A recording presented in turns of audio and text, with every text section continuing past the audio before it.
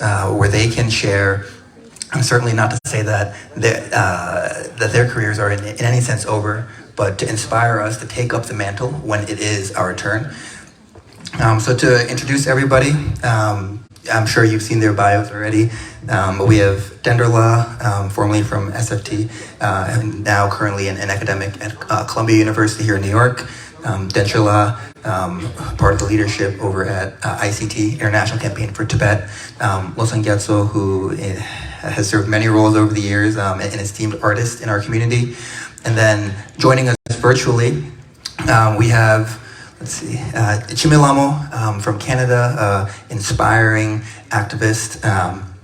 Also, Tsering Yangsom Lama, author of an incredible book, which I'm sure many of you have already read. Ugen Triden, an investment banker from, who were working in the financial services industry. And then Tenzin Shakya, producer at ABC. And then finally, Tsering Cornell, a judge here in the American judicial system. Terrific. So with introductions out of the way, to give you a little bit of a roadmap for the format of this portion of the panel, I have a few questions that I will share, or a few questions that I will pose, and each of the panelists will share their thoughts and answer to the best of their ability, share with us what they think would be most pertinent, most salient, as we seek to absorb all the inspiration that they can offer. So without further ado, we can get right into it and settle in. To begin, our first question here, quite broad, is I was hoping that each of our panelists could take us through your journey from when you were in the shoes of these young folks that led you to this moment in your career today. If you could please each briefly elaborate on the most salient key moments in your career that you think were most important in your journey for how you arrived here today. So I guess we can start Denderla and then work our way over to the right. And yeah, you can use your mics right here.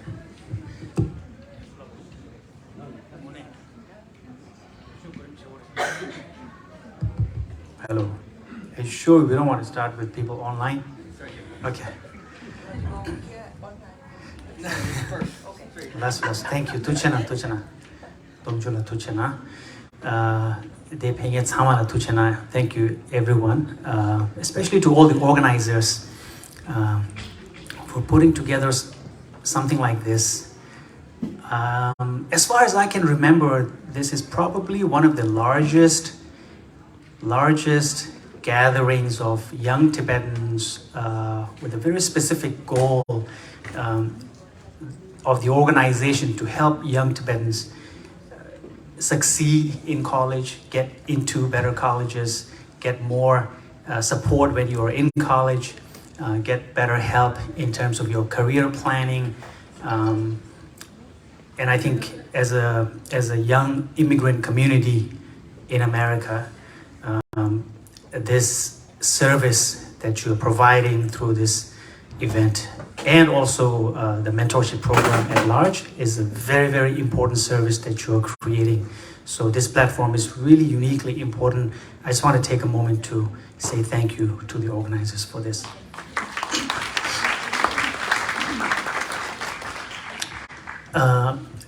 So thanks for the question. The question is very general and broad, and usually I think general questions are very easy to answer, right? Broad questions. But with this case, for me, it's a very difficult question to answer because I very rarely think about my college days.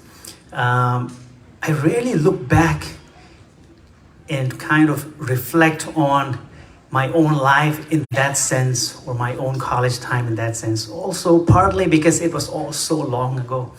I remember very little from those days. But if there was one thing that I can talk about, if there's one thing I can mention, when I was an undergraduate at Brown, in my second year, I heard about a gathering of Tibet activists through somebody. And at that time, I was the only Tibetan student on campus. I was most of the time pretty alone. I wanted to meet other Tibetans. I wanted to meet people with whom I could speak in Tibetan, with whom I could interact, people who would understand my cultural background, people who would understand where I came from, people who would understand why I was kind of quiet in class most of the time, right? So I was really eager to meet other young Tibetans. And when I heard from one of my friends that there was a gathering of young Tibetans and Tibet activists happening at Duke University in the winter, and it happened to be an SFT conference, Students for a Free Tibet Youth Conference, actually. And it was a conference where they gave you training on like media strategy, training on nonviolent activism and philosophy. And for me, it wasn't the curriculum that attracted me. Like, I didn't really care very much about, I didn't even ask any question about the content of what the program was going to be. I just immediately signed up to go because I just wanted to go and have a good time. I wanted to meet other people, make some new friends.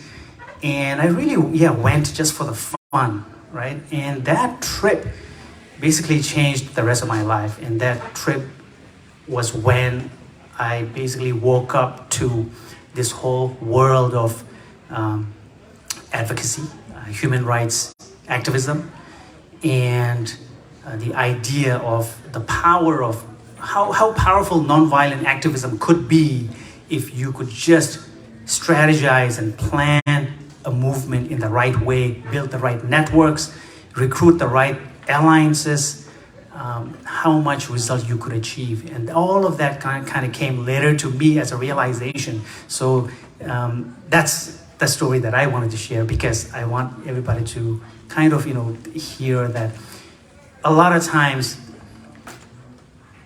what you desire, what you plan, what you intend, what you pursue, what you become, so much of those things in your life can be the result of something so small, something very accidental, something that's very incidental, right?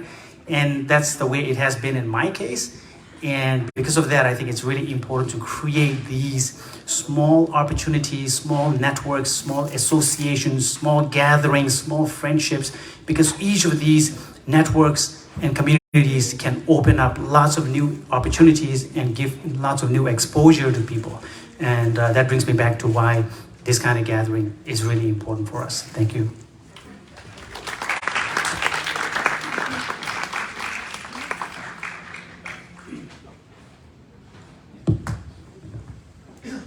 Teshle, hello everyone. It's a pleasure to be here. I'm Tenche Gyatso. I am Interim Vice President and Director of Outreach at International Campaign for Tibet, as Tongchola mentioned, in Washington, D.C. And we work primarily in D.C. lobbying for Tibet, or as an organization, that's what we do. So as a background, Dendola said he can barely remember his college days, that I can barely even remember. There's much before him, and I don't know if Gyasla will even be dreaming about those days. But, I'm here at the invitation of ROCPA, and I know I've been talking to some of the board members of ROCPA earlier, and I know you've been putting a lot of thought and effort into this, and I really wanted to support you guys, and so I wasn't sure whether to expect 10 people or 20 people, but I said I'll come up because I want to show my support, and it's such a wonderful thing you all are trying to do for yourselves here. So that's how I ended up coming here, and I'm so glad I did, because I'm happy seeing so many young faces here. So I grew up, due to my background, I grew up at a very different time from you all. I grew up in the 70s in Dharamsala, born in Dharamsala, so I went to Tibetan Children's Village School there. We had a wonderful school and wonderful staff and people around us, but we grew up with little resources. So growing up,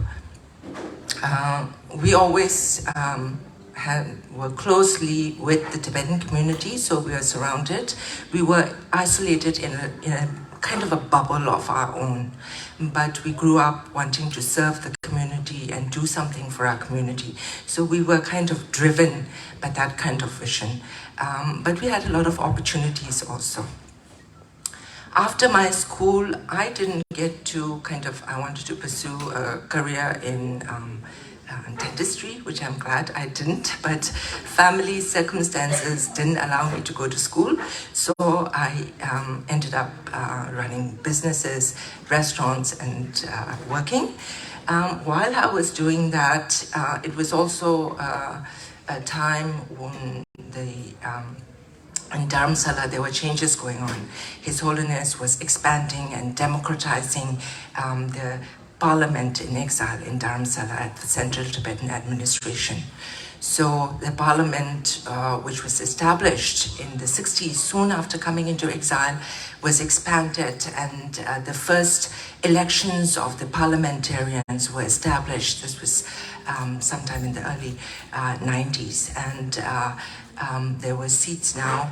There were 10 seats for each of the 3 provinces, and 2 of those seats were made reserved for women.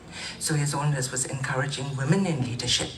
And I saw that as an opportunity and decided to take part, put myself forward in those elections. And then I got to serve that first, the 11th Tibetan Parliament. I think I was probably the youngest member then. I was 25. So I was working, had my business, but then I got to a chance to work in the government, in the Tibetan government as a parliamentarian, and that was an eye-opening experience for me because I grew up at TCP. I knew, my family and the surrounding community that I grew up in, but as a parliamentarian, now I was able to travel to many of the Tibetan communities, see and learn exactly, how our community was at that time.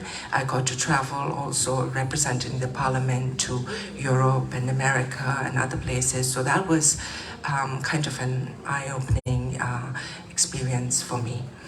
After that, in the 90s, in 1998, I immigrated to the United States. And when I came here, this is a whole new country, all the skills that I had before didn't apply over here. So I had to kind of, again, shift gears and try to figure out a role for myself. Based on my business experience, I decided maybe I would go into banking. So I started off working in a bank as kind of as a customer service, learning tailoring, doing everything from there, moving on to relationship banking, business banking, and then I worked in a big bank, and then I worked, a friend of mine suggested moving to a smaller bank. So I moved to a community bank, and there I really found a space for myself, and they liked me also and how I worked and my experiences. So gradually moved into as a bank manager position, and as a bank manager in a community bank, they want you to represent the bank in the community.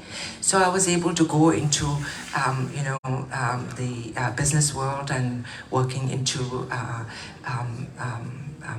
networking, building relationships for the bank and growing.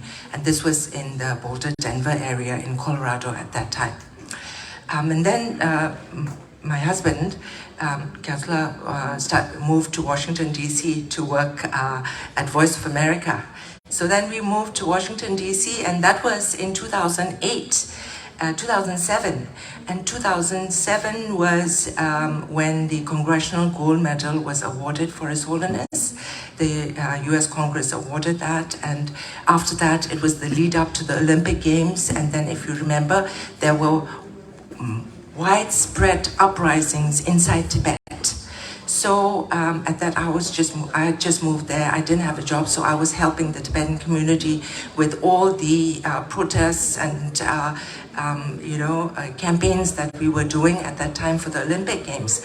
And then that's when I started involving with ICT, International Campaign for Tibet, and they decided to hire me as a staff, and I started working for them.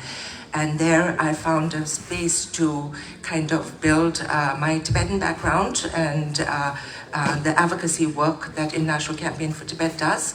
And together with that, we started, I was part of the team organizing the first Tibet Lobby Day in 2009. And then we re-established our, we do an annual Tibetan Youth Leadership Program that brings youth leaders to Washington, D.C. to show them what ICT does and how we operate in Washington, D.C., advocating for Tibet and the space that's there for how policy is shaped in the United States. So I was able to do that. So that's kind of my journey from being a student at TCV to where I am now at International Campaign for Tibet, advocating and working on an issue that I care about very much for Tibet. So that's kind of briefly, and I think we'll have time for questions afterwards.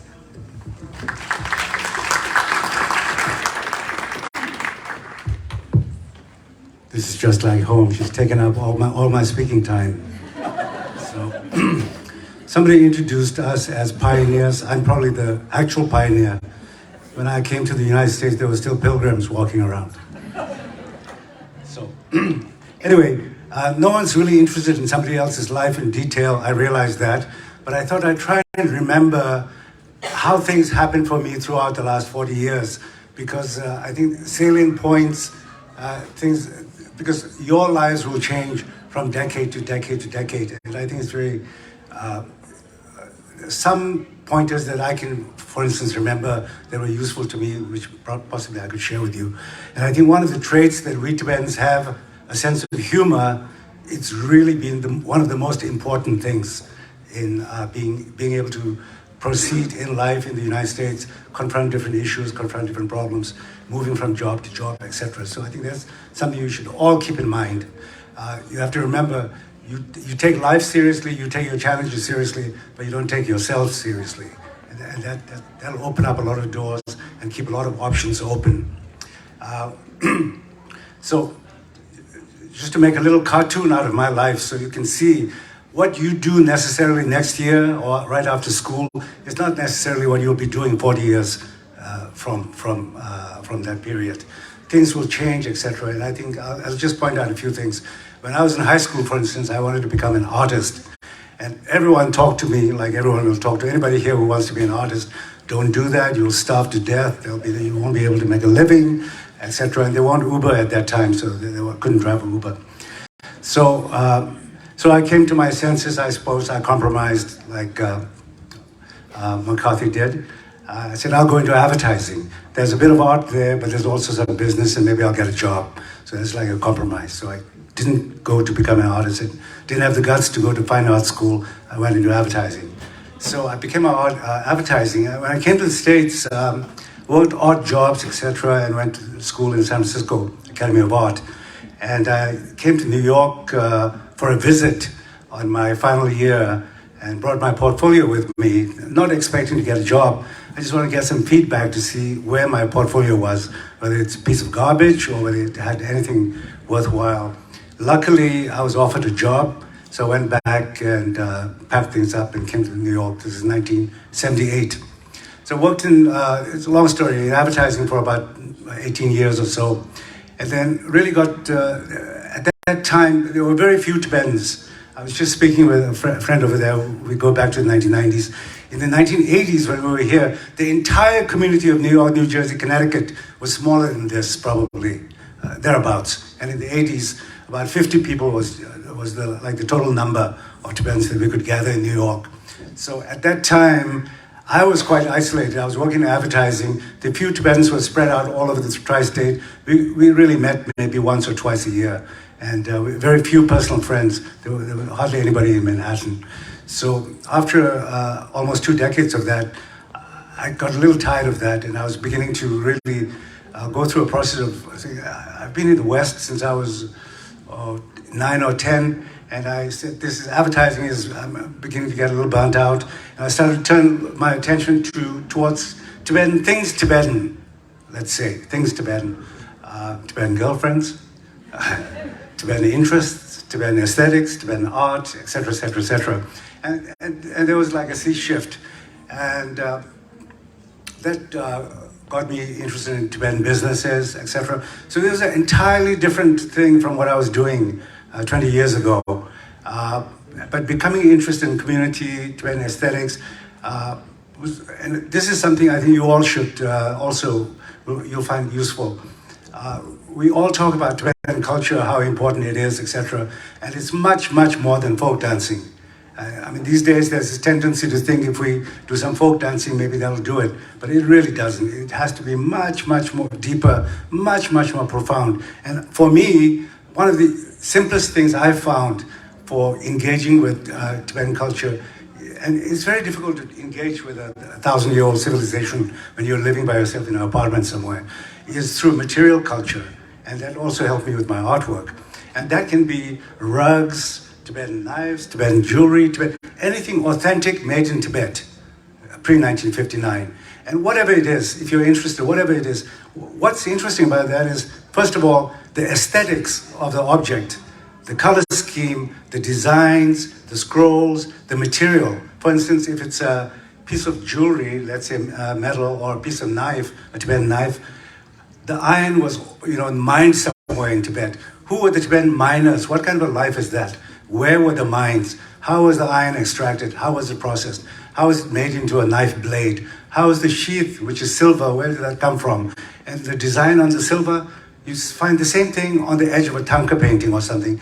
You find the same design on a cup or pottery or something. Where does that come from? And so you become interested. So whatever it is, the piece of weaving, etc., I found that for me to be a kind of like a pathway towards becoming closer to Tibetan culture. So, and then all of that combined, and later on I was involved with a group from around 2004 to 2015 called Mechak Center for Contemporary Tibetan Art, where I had an opportunity to work with Tibetan artists both inside Tibet and outside. We had some exhibitions, symposiums, etc. And all of this experience came together to when, as Denjula mentioned, in 2008-7, when VOA Tibetan Service needed a Tibetan service chief. It was a job that primarily required some management skills. I'd been a creative director in advertising agents, etc., dealing with staff, and so it required some creativity. We were doing programming. We were trying to develop programming. It required some knowledge of production, television production, radio production, on-air production, etc. All of that came together for me, and my interest and experience with Tibetan art and community, etc. also, and engaging with inside Tibet. It was an entirely new career for me also in 2008, like almost 30 years since the beginning of work. So this gives you an idea that your life can change, and especially for you these days, where the idea of a one career thing is pretty much over, where you can look at possibly doing several different things throughout your life. So I think letting your passion and your real interest be a guide, but being open to all kinds of possibilities. And for me, I think we'll get to this later, but it's another point, yeah. So I'll leave it at that, yeah, thank you. Oops, sorry. Losanla, thank you so much. We can move to the virtual panelists now, and I guess in the interest of time, similar to what Denderla offered, maybe confining yourself to the most salient of points that you think would be most impactful to share with our crowd here today. Chimila, you have to leave relatively soon, so I guess we can start with you, and then also if we want to move to the second question a little bit that you want to touch on briefly, and I guess if you want to share, like I said, your background and those most salient key moments in your career so far, and then also if you have any message that you want to share to the youth that's gathered here today, and as well as all the people who are watching virtually, if you want to offer a little bit of your message there as well, please do. Yeah. So Chimalama, thank you so much. Thank you. First and foremost, it's such an honor to be among such heavy hitters, especially such badass women leaders. So thank you. I feel that I'm not much in a different state than many of you who are watching here today, because I find myself often in transitory phases in my life. I often find myself here when I reevaluate myself, who I am, and answer the questions of who am I becoming.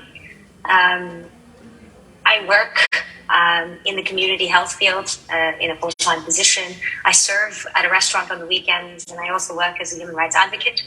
But I call myself a community organizer because that's what I do. I feel that whenever there's an issue, a need, or an urgency, and the issue needs to be addressed, I usually touch base with myself and my support circle, close friends and family.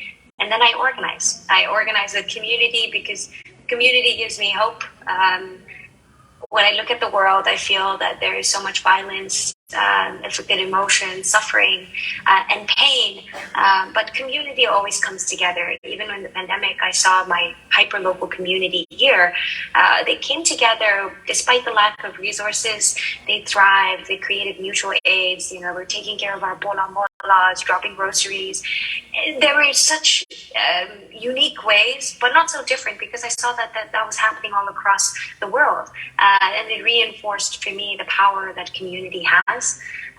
So a key and a recent moment for me was actually following yet another transitory period where I reflected on life, and I was like, okay, what do we need to do? I decided to run for city council for the local area. It was quite the uphill battle, but life has never been easy for many of us, and so it was just yet another challenge. But I recall many people, including like Tibetan uncles, who didn't even bother seeing whether or not I was there, but would say out loud, "Oh, there's no chance. There's absolutely no chance."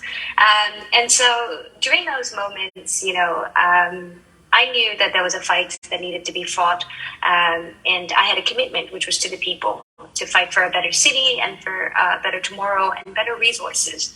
So our fight was about housing justice, climate action, radically reimagining what safety means, because the British budget is almost 90%. And our campaign was very different because it focused on community. With no political party support, no corporate funding, even the progressive organizations that are constantly talking about women of color going into leadership did not support us. So we had so-called no chance because we were going against a 16-year progressive incumbent. I learned many lessons through this experience, but one thing that really stays with me is the power of community, what we can do when we come together, and the importance of your support circle, whether it is your chosen family, friends, one person, or even yourself. There's a version of you that shows up that will cheer you on when you need it, or even just be by your side silently. Although in our campaign we did not win, we broke necks. People were shocked because we came in just 4% less than the 16-year incumbent. We did something that nobody had ever done in Parkdale High Park, and our area had the highest voter turnout, with first-time voters of folks that were 18 to 80, 90-year-old first-time voters. And these are the people that have come back to me already saying they're ready for the next campaign. And so this is what gives me hope, our community. And apologies, I do have to pop off early. So if I may take this quick minute to also address the second question, is I want every single one of you here, and also folks that are watching, to remember that you're never alone. Especially being a Prabha, I'm forever grateful for the opportunities and privileges I've had to be able to travel around the world and meet Tibetan communities. I've met so many Bobo Momalas who know about everything I'm doing. I have no idea like who they are, but they know that I was recently in France. They know that recently I did a talk there, and they're keeping themselves updated. But most importantly, they tell me that they pray for my well-being every day. When I first heard it, it was kind of like, what's so nice? But I keep hearing this wherever I go, and I think I want to share that they don't know me personally. They pray for my well-being because I'm another Tibetan youth that works for the movement. And every single one of you are doing that because our mere existence is resistance. The fact that you're thriving in your school, in your workplace, wherever you're thriving, those prayers that Bobo Momolas are doing is for every single one of us. And so I want to use this moment to remind you that you're never actually alone. These Bobo Momolas who pray day and night are actually praying for all of us. And so I'm that messenger here today, letting you know that you have so many well-wishers, so many blessings that are praying for your success. So please never feel like you're ever alone. Kind of cliche for me to say that, but I'm backing it up with all the prayers that are going out there for you. And it's all of ours to share and continue to thrive in wherever we are. And if I had one advice, I would say, let us all, this is something I'm working on myself as well, is to really understand the situation inside Tibet. Let us go beyond the narratives that we've been saying of, 6 million Tibetans, thousands of monasteries, 1959. Yes, we should know that. But let us go beyond that. What is the current situation inside of Tibet? What do we know about the colonial state-run boarding schools? What do we know about the DNA sampling? What do we know about young people inside of Tibet? What are they feeling? What are they, listening to? And I hope that there will be a future very soon where we can reconnect and reunite with our family and siblings back home. Thank you.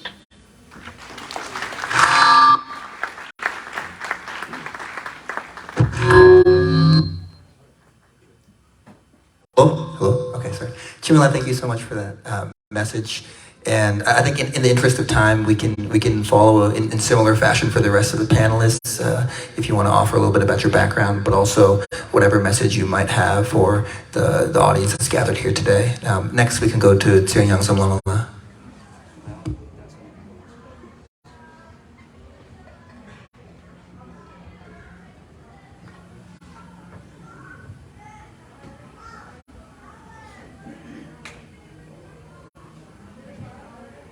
Mic is off. Can you ask them to turn on the mic? Tsering, is your mic turned on?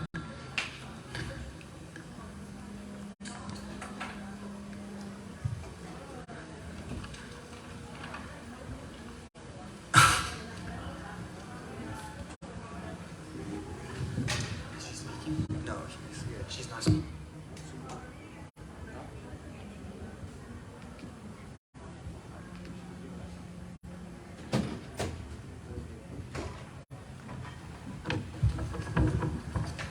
We still can't hear you if you're speaking. Can you hear me? Oh, there, that works. Thank you. Yep. You can hear me? Okay. Okay, just to say hi, everyone. I'll keep this relatively brief. Thank you to Ropa and to everyone who's working very hard behind the scenes to make this event happen. And +1 to everything Chimi Lama said. She's such an inspiration, and I hope there will be many, many more people running for office all over the world from our community. It's so important, and so courageous of her to take that action. So kudos to her. My career has also taken a lot of different twists and turns.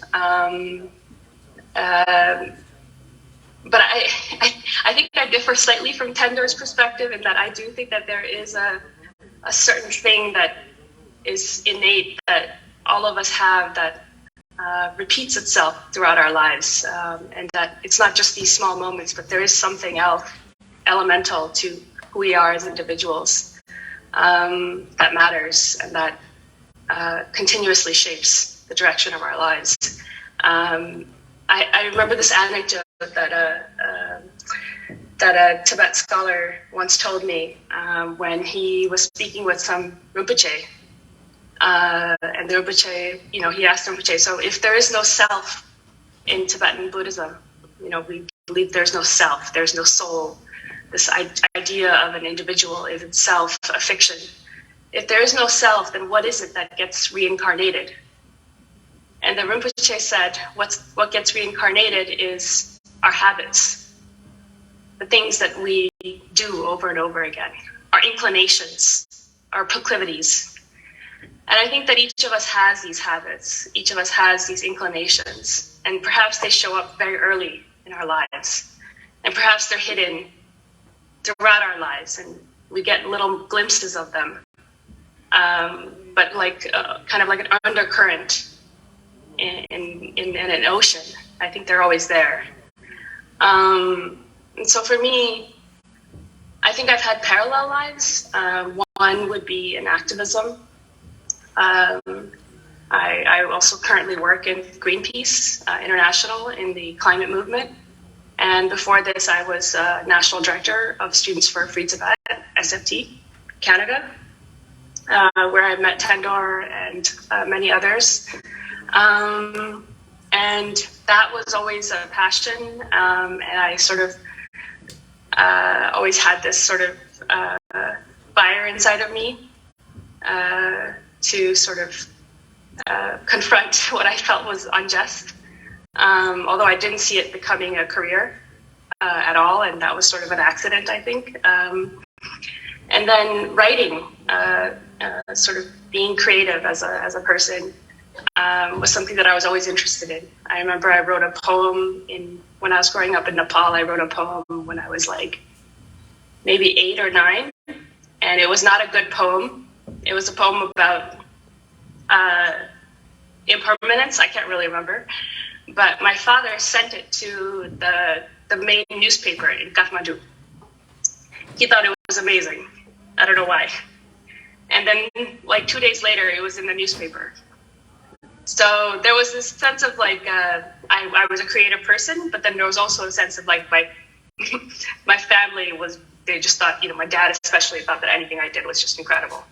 So I was encouraged in that sense, which I'm very fortunate for. But in terms of a seminal moment or a key moment that shifted or like led me to this writing career, when I was working as SFT Canada's director in 2007 and 8, I was taking night classes in creative writing. So I really wanted to keep writing. And I took a night course at the University of Toronto in writing, and I was really enjoying it. And I really was feeling very encouraged that this is something that's really important to me and I want to continue. And I decided to apply for a Master's in Fine Arts at Columbia. I only applied to New York universities because that was the only place that mattered to me. It's New York City. I said to myself, if I get in, and if I get a full scholarship, I'll go. And otherwise I can't go because I couldn't afford it. SFT, as you know, doesn't pay very much. So when I got in and I got a full scholarship, I said to myself, okay, I'm going to give myself 2 years. This is the length of the program. And if I do anything with my writing, I'll know in those 2 years. And so I think it was sort of a trick for myself to tell myself that I was only committing 2 years into this ridiculous, fantastical career path that is almost guaranteed to fail. But it was something that I was deciding to give myself. It was a gift to myself, an investment in myself, if you will, to say, you know what, I'm going to stop denying myself this one thing. I'm going to give myself 2 years to see what happens. And so all throughout, I just sort of allowed myself these little things that would keep me going for a little longer. But writing was always a part of my life. It was always something that I really wanted, but it took me a long time to admit it. What do I hope? What do I dream for you? I don't know. I don't have that kind of a message for you. But I will say that, like, being a Tibetan in this time, is a difficult thing for many of us. And also, it's an interesting time because there are many people and many organizations that will want to bring you on and signal some sort of progress through including you into their spaces. And another word for that would be tokenization. I think it's really important to be cognizant of that and to be really aware of that. And for us as critical thinking people to recognize that the advancement of one person should never be confused for the advancement of a community. That one person doing well does not mean that everybody's doing well. And so, let's keep our focus on everybody doing better. Let's keep our focus on, real progress for the material social conditions of all of our community members and more broadly beyond Tibetans. But I think this is a thing that concerns me, and at the very least, something that I think is worth thinking about. But you're all going to be doing well, and I don't need to give you advice at this stage, I don't think. So I'm going to pass it on. Thanks.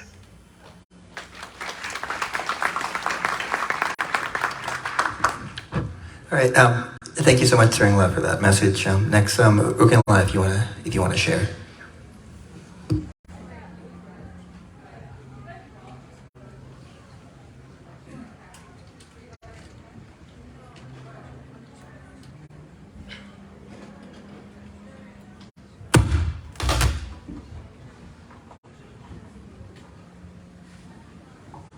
Hello?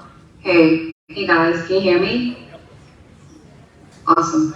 My name is Ugen. I'm currently an associate at RBC Capital Markets. And honestly, the people that spoke just now were incredible. My journey is not similar to them, but it's similar in a sense. I grew up in Majindatila. It's an area where all your parents either grew up, either soda tongies or doing their own business. So I started, having that passion and interest in business through my parents who started their own, soda tongi business. And then when we came here, business was still very interesting to me. And I also didn't see a lot of Tibetan women in finance specifically. So that was something that I wanted to break the barrier for. So when college came around, I went to Baruch College, which is a community school. And going there, I explored around different clubs. Initially, I was a person that was, there for just the food, but then that became a place for me to really learn about different aspects of businesses, whether it's finance, accounting, marketing. And from then, I took on various internships. I think when you come from a first-generation background, you're going to hustle as more than anyone else. And so for me, I was trying to get any internship that I could get. For 2 years, I did, an unpaid internship while I was going to school full-time and trying to support my family. So I was working a job, doing an internship, going to school. And I think that's something we as Tibetans do a lot. We're always hustling to get whatever we want. And with that mentality, ultimately landed an internship at RBC, and then I've been here ever since. In terms of the key salient moment in my life, I would say is, for me, parents is everything. For most of us, it's our family, right? So saving enough money to take my Bala on his, first trip outside of the country was something that was really rewarding for me, because growing up, I think,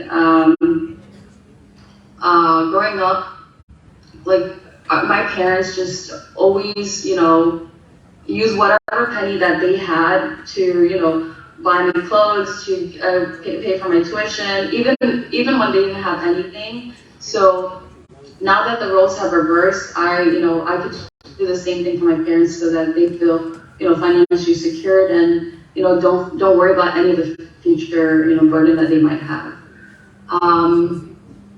As for what I hope for us is that we cultivate more spaces like this where we can support one another. And in terms of my dream, I also hope that, we don't separate, Pomodukjas and Kudukjas. Instead, we show them a path saying, hey, there are other paths that you could take. A lot of times our parents are like, oh, because but I think at the end of the day, they're still human, right? We should all be supporting each other no matter what background we come from. And so yeah, that's basically it. Like, don't think of each other as a competition, and still succeed while supporting each other. Thank you. Ugaila, thank you so much. Next, Tenzin Shakya, please. Hi, can you hear me? Thanks for having me here. I loved hearing everyone's story. I think I'll make it really brief. Our family is part of the first 1,000 Tibetans that were in America. And I grew up in Berkeley, California, Albany, California, in the Bay Area. And what that means is that I grew up in a time where, we would have dance practices at the park, we would have Sunday school at the park. All of the Tibetans just would gather on Saturdays and Sundays. Everyone just kind of really helped each other. It was a unique moment, I think, in my life, now that I reflect on it. And growing up for me, I saw badass women, men, community leaders, working around the clock to make sure that we preserve our Tibetan identity, language, culture, all of that, which of course, as a 9-year-old kid, I didn't really know. I was just going with the flow. But I'm really grateful for because it allowed me to obviously maintain a lot of my identity with the community. So fast forward to middle school, high school, graduation. I went to a community college for the first 2 years because I was undecided. I really didn't know what I wanted to do. And I wasn't going to spend a lot of money trying to get a loan to go to college. I got into 2 colleges and I was like, I'm not really sure. So I went to community college, and there I had decided originally that I was going to be a religion major or an anthropology major. And I was taking a lot of cultural anthropology classes. And then I needed a credit at some point before transferring, and I applied for the community paper. And there I went and I covered this event that was about Islam and religion at the time, because this is post 9/11, of course. And I learned a lot through that event. I interacted with all of the kids, the student unions, and I just felt like I learned more just covering that event as a journalist, student journalist, than in the 2 years that I had been sitting in classes, listening to lectures. So that's when I decided I'm going to switch my major. And I think about it, it was accidental, but really it makes sense, right? Because you grow up, all of us grew up hearing stories about our parents. And the narrative that I grew up hearing was that we were refugees, that we were forever in exile, that we would be longing for our home forever. And I think at that time it made sense, but right now I think there's more to that, right? We're expanding and adding to our identities. And I think that craving to learn more about myself, my people, my country, led me to where I am, and it's probably why I'm still doing what I'm doing. I think owning narratives and storytelling has it's natural in our community. All of our parents have been telling us the same stories. But I think growing up, I didn't really know much, to be honest, like pre-1959, because we were sort of in this dystopian place where we were focusing on 1959, we lost our country, hence we are here, and therefore everything else is starting all over again. And then I transferred to San Francisco State. That's when I was working full-time, doing an internship, and I really took on a lot of like women and gender courses, because I found that like I related and I learned more from Chicana feminists and Black feminists about the movement. And there were a lot of parallels to what I was witnessing in our movement. And I think that encouraged me towards writing more op-eds in the beginning. So in my journalism career, originally I started with writing op-eds. And one of the first op-eds that I published was about religion and how my mom and I would have these like debates around the table about Buddhism. So I think like all of this is unique in one sense that, you know, I'm exploring different people's stories now. But the other part of it is that like we're all human beings, and no matter who I interview at one point in my life, I'm realizing that we are really all seeking the same thing in life, and we want to be heard, and we want to tell our stories, and we want to find community. So I would encourage the second part of it, which is, well, fast forward, went to Columbia Graduate School, I worked at the paper for a bit, and then I got into ABC News. I was working at Good Morning America overnight, doing breaking news for about 5 years overall before I transitioned into long form storytelling, which is what Nightline is, like magazine storytelling. And what I would tell young Tibetans, I think, it's the same thing that I wish like more folks told me when I was growing up, which is like find your self-agency, find your strength, and always bet on yourself. Like, you are not alone. Every other speaker that spoke before me, I wish I was there in person, said absolutely all the same things that I would say. Like, bet on yourself, know that you have a community, even though there are these like imagined borders that we obviously are experiencing here. I think there are a lot of communities, both in our local communities, in wherever you are respectively, but also in school, in your job, in your neighborhoods, like explore and talk to people and find ways to connect with each other, because at the end of the day, no matter what you're doing, I think community is what will uplift you and keep you going, and it will be your strength. Shahila, thank you so much. And last but certainly not least, to Cornella. Ashidelic, everyone. Can you hear me okay? All right. So it's a pleasure to be with you. Thank you to Rokba and the organizers, everyone working so hard to put this event together, and for the kind invitation to join this esteemed panel. My name's Tiding Cornell, and I live in Southwest Washington State, in Vancouver, Washington. I'm currently a Superior Court judge, which means I'm a trial judge. I hear cases ranging from parenting and divorce custody issues to murder and rape and some serious crimes and contract disputes.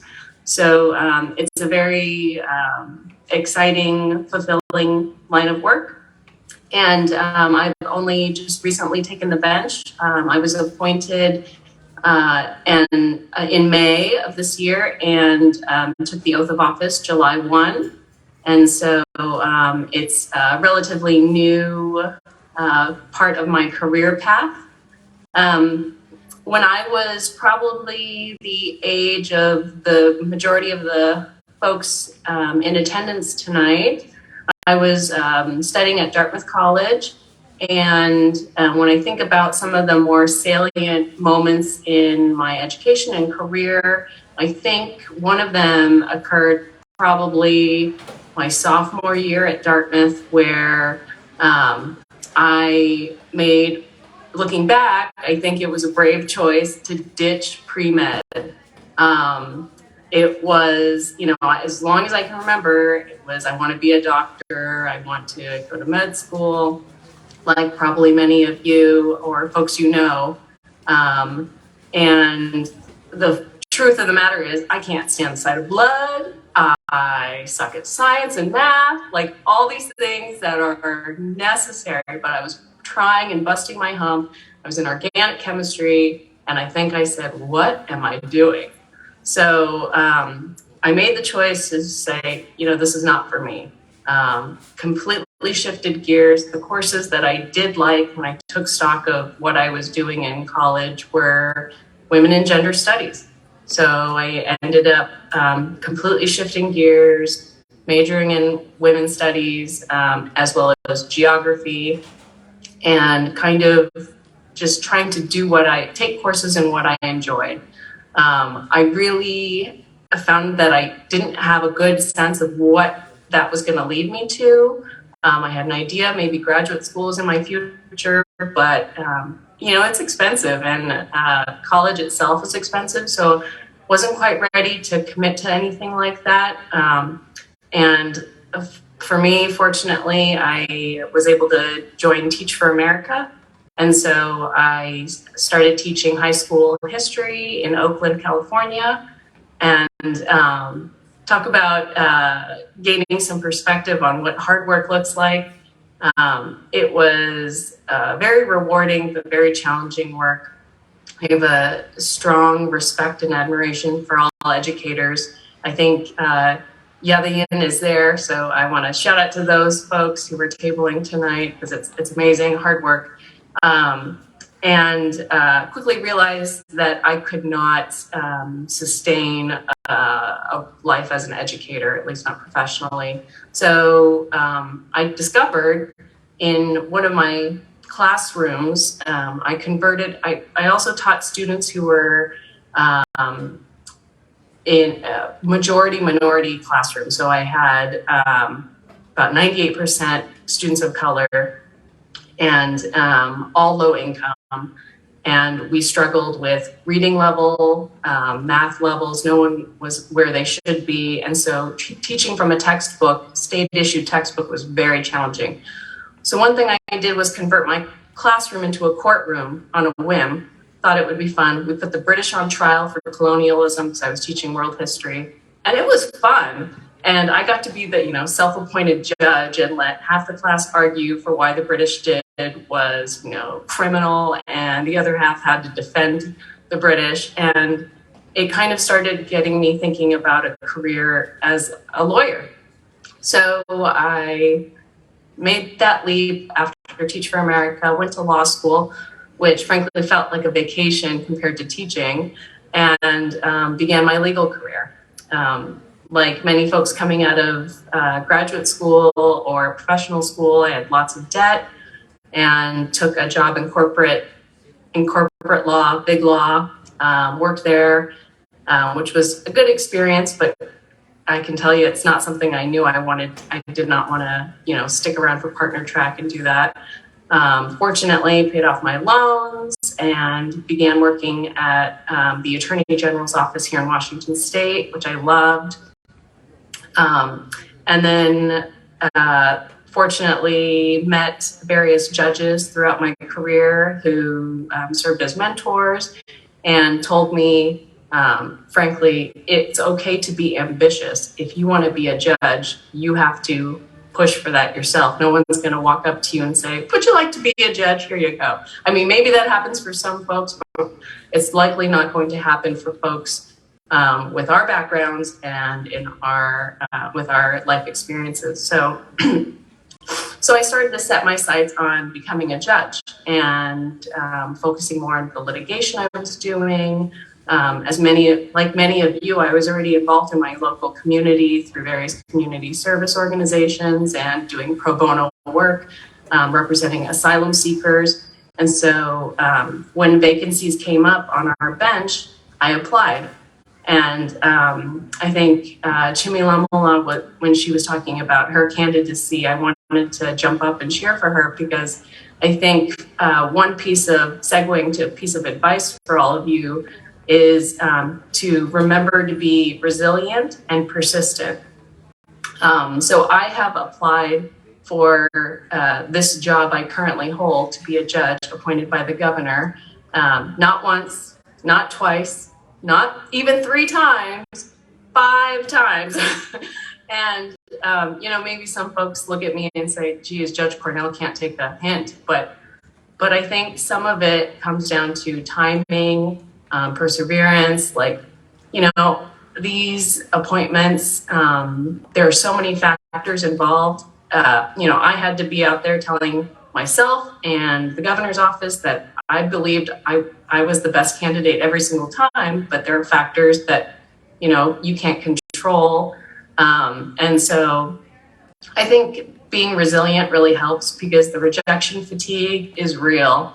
and that can start to weigh on someone. But I think this is where I think as Tibetans, we have a unique set of skills when it comes to being resilient, being tough, being compassionate, right? So every time I didn't get it, there's a little bit of you need to be compassionate for yourself, but also there were, 9 candidates, 8 of us didn't get it. So I'm thinking about those other folks. And when I got it, there were 5 other candidates who didn't get it. And and I think in the legal field, I'm hopeful that many of you are willing to consider a legal career. So I didn't know very many Tibetan attorneys. I've been told I'm the first and only Tibetan American judge out there. I hope I don't have that distinction for very much longer. I think we as Tibetans are uniquely qualified to be in this profession.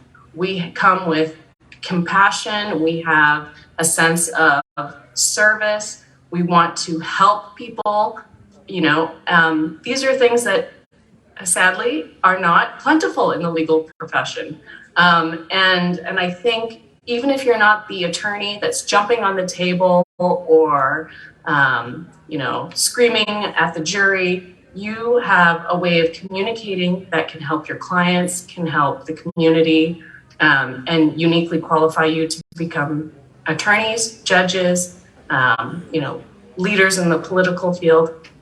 So I want to just plug and encourage you all to consider that. And I would ask Rokpa to share my contact information for anyone who would like to reach out directly. I would love a call. I'm out here in Washington, so Zoom is probably easiest for those of you on the East Coast, but absolutely, please feel free to call.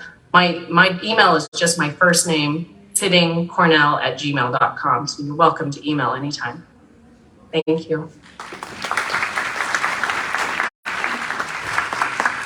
Terrific. Sarangla, thank you so much for that. And that wraps up the portion of the panel that we began with. And I think we have about enough time to take 2 questions. And I believe we're going to prioritize questions for the virtual panelists because our in-person panelists will be here for the rest of the night and be here throughout dinner. So if there are anyone who would like to ask a question, please raise your hand and say it out loud, and then I can repeat it for the panelists here.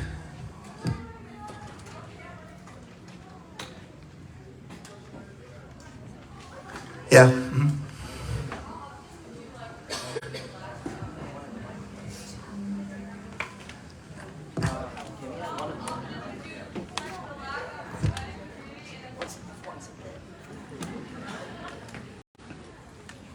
Check. How often would you detect the lack of a Tibetan community in a defined area?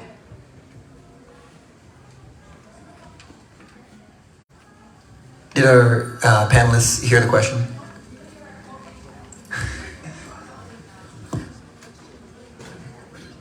The question was, how often, if ever, did you detect or feel a lack of a Tibetan community in your area growing up, or as you went throughout your career?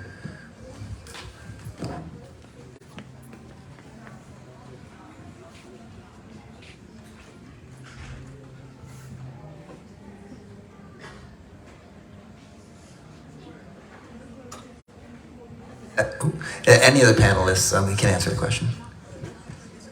I would say often. I went to college in Hanover, New Hampshire, and not a lot of Tibetans in New Hampshire. Boston is close by, sort of 2 hours away, and so try to seek out the communities when we could. So geographically, certainly times in your educational academic career where you may experience that.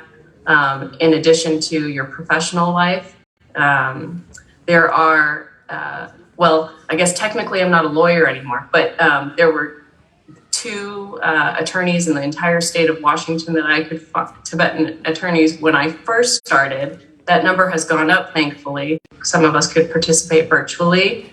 And I think even though the resources may differ from geographic region to region. I think to the extent you start feeling lonely, don't hesitate to call folks, cold call folks. I think that's one thing that is to maybe it's my particular experience.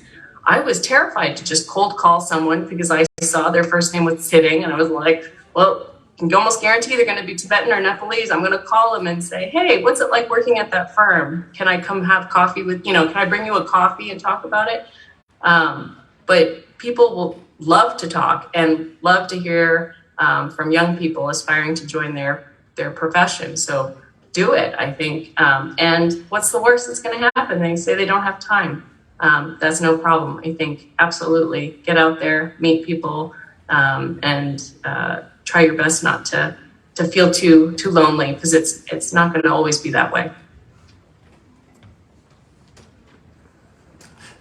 Thank you so much, Sarah, for that answer. And one more question, I think we can take.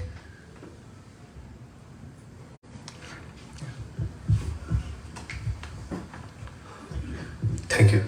My question is to Urgenchol. So I'm in finance too, so you're in IB, so we all know that how hard it is to get into the IB. So if you can speak more about like what are the challenges we face, like even if the getting into the internship is very hard, right? What challenges you face right now? So there are a lot of like myth about like working 80 hours in the IB, and how do you like overcome this? And also coming from Baruch College as community college to get into IB is also challenges as well. So if you can speak more about it, will be great. Thanks. Yeah, absolutely. So for me, when I went to Baruch, I honestly didn't know it was like I didn't know the distinction between non-target and target school. So I didn't realize how hard it would be to get into investment banking. But then I think through that journey, it differentiates you between a person from UPenn, Harvard, whatever Ivy League, right?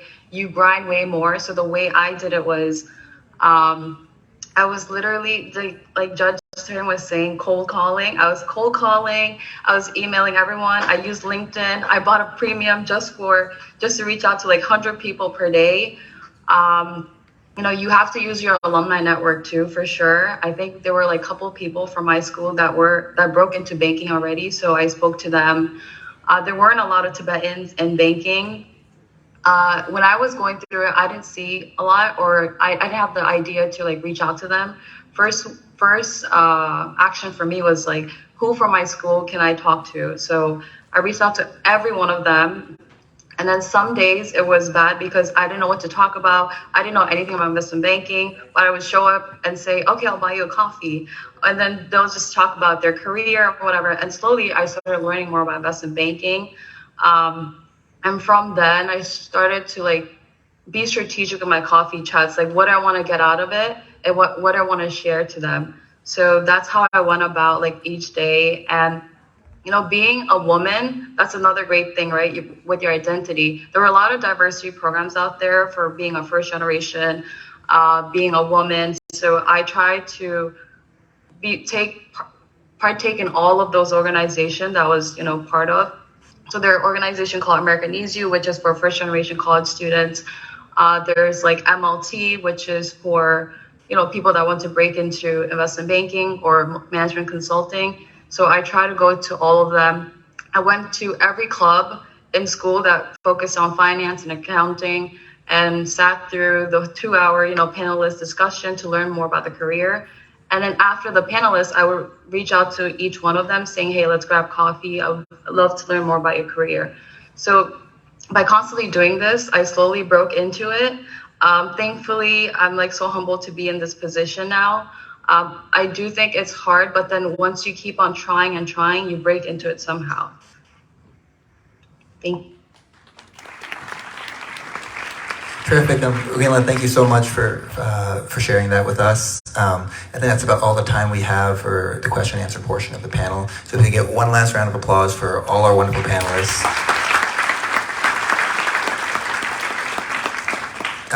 And next up, we're going to cue it, but we have a short video message from Lopang Sangye, the former Prime Minister, that he recorded to share with you guys all here today. And we're going to set that up right now, so if you will be patient and bear with us for a moment.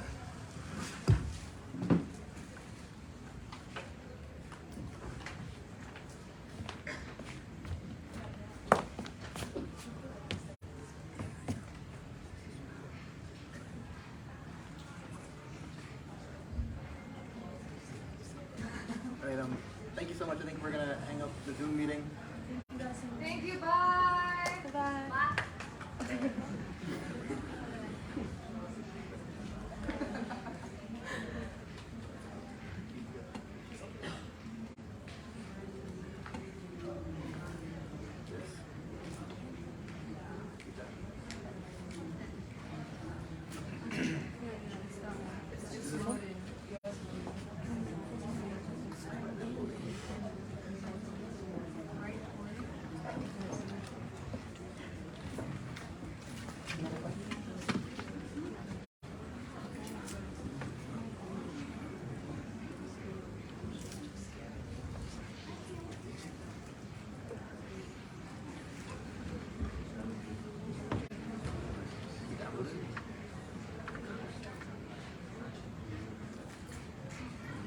Tishle, congratulations to ROPA for organizing this fantastic event. I was asked to speak about my career. Let me make it simple. It's in 4 phases. Number 1, as a Tibetan student and youth activist in India. Then came to Harvard and became a researcher after finishing my master's and doctorate degree. And then went back to Dharamsala as Sikyong for 10 years. And I've returned back to Harvard and reinvented myself as an academic and an expert. So I taught a class at Harvard Law School to the best and brightest students. It was challenging, but I succeeded primarily because I really did my research, did my homework, really prepared my class well. You know, I presented around 70 to 100 slides of PowerPoint in the class, and then some of the students are organizers of today's event, and they will tell you how it went. I think it went quite well. And also I was at Vegas to speak on global crisis of water to International Women Leadership Forum of 700 some women leaders from 47 countries around the world. And at Halifax Security Forum, top leaders on security related issues. And recently in Tokyo, organized by Asia Society to 100 plus youth leaders from 21 countries on leadership. So in all these platforms, you know, I was able to speak well, primarily because I did my research well. You know, I prepared myself, primarily because I enjoy it, I like it. So in choosing your career, my simple advice is that choose what you like, what you enjoy, what you are passionate about, and it's something that challenges you and also pays you well, okay? You have to pay rent. So, in short, let me quote Albert Einstein, who said, genius is 1% luck, 99% hard work. We all have to work hard because we don't have family names that can get you jobs, you know, like CEOs of companies. Their children get cushy jobs because they have family connections. Like me, all of you, we don't have plan B. And only plan we have is to work hard. Work hard, be good, be successful in whatever you do. That defines you as a good Tibetan. And you can contribute towards Tibetan freedom movement no matter what. As for me, when I applied to colleges, I did write that I was born a freedom fighter and I'll die a freedom fighter.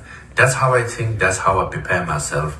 And that has been so far okay. You know, so wish you all the best. And finally, I asked ROPA to organize an online event for Tibetan youth and students in the whole of North America or all over the world on leadership or something, then I'm happy to come and contribute.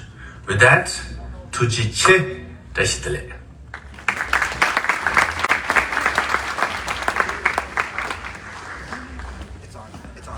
Hi, thank you all so much for listening to the panel, and thank you to our panelists, of course, and also also the video from Lobsang Sanggila. So I'm gonna get into what we're gonna do in a bit. Obviously, dinner is set up, but first I wanted to extend thank yous to our in-person panelists who graciously took the time to travel from Virginia, like all the way here. Thank you so much. So first, we have kava and flowers for you. So you do that. Can we have a round of applause for them, please?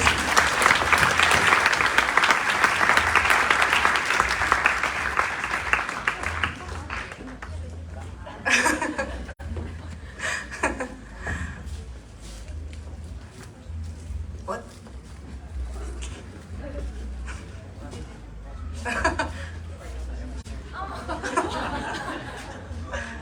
Yay. Thank you. Thank you.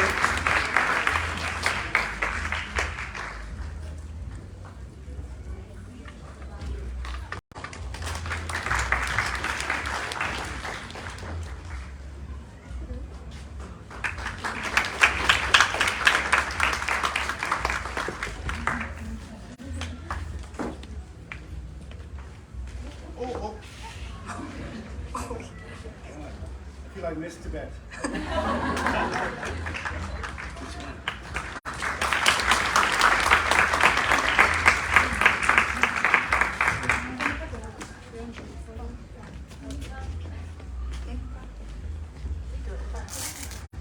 Okay, so now we're just gonna get into the rest of the events. So dinner is open. We set it up here. We're gonna go table by table, but we can basically just do 2 lines and just like go around.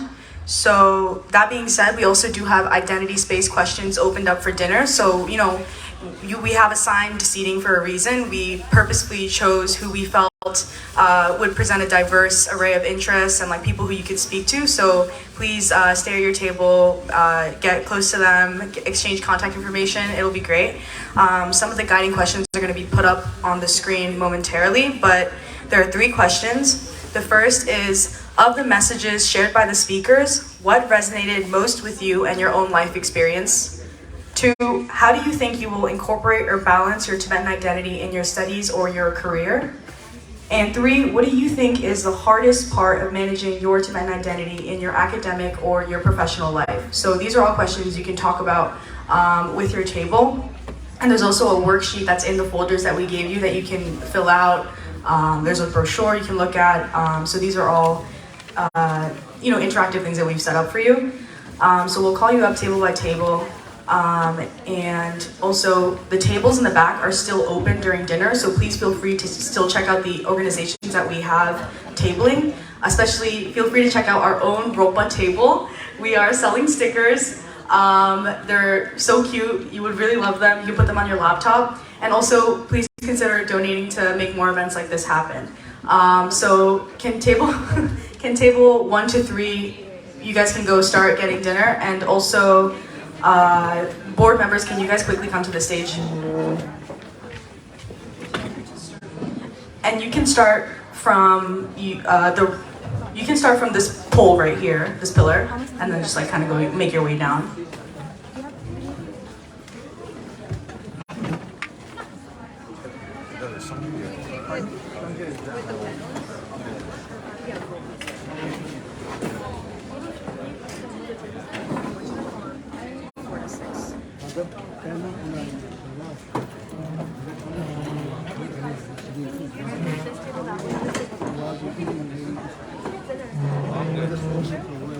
They're gonna sit.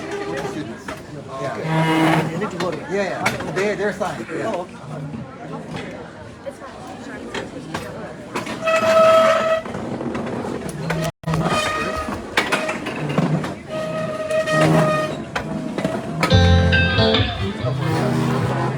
Tables 4 to 6, you guys can go up now too.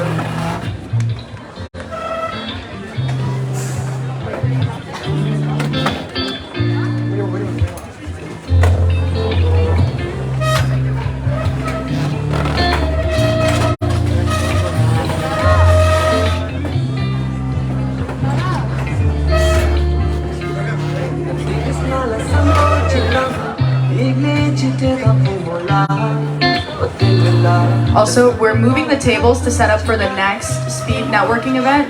So just as an explanation as to why you might not have a seat right now, but the tables will be back momentarily. Do not worry.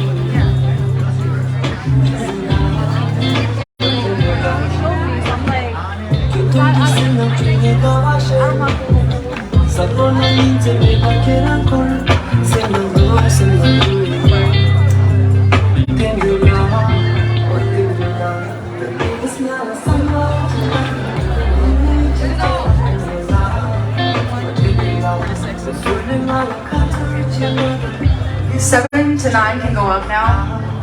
You guys all good? 7 to 9.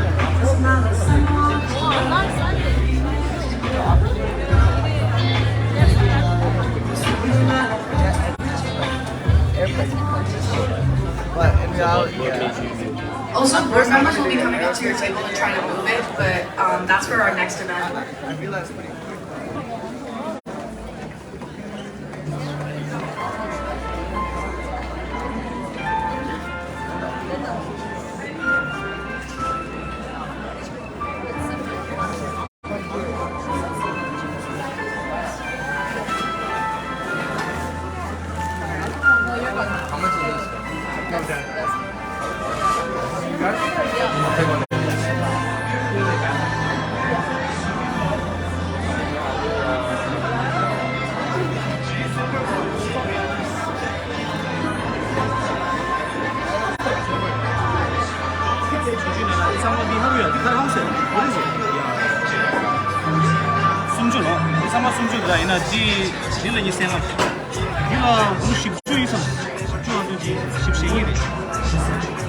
In case like next time,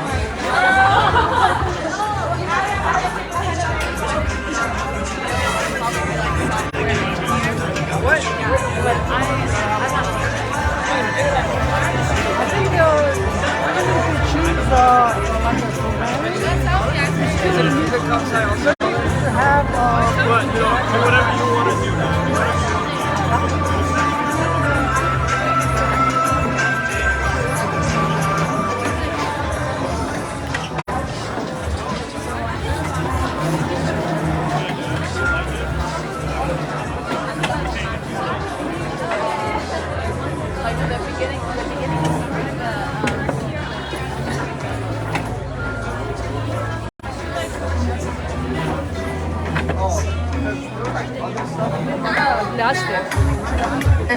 to 12, tables 10 to 12, you can go get food.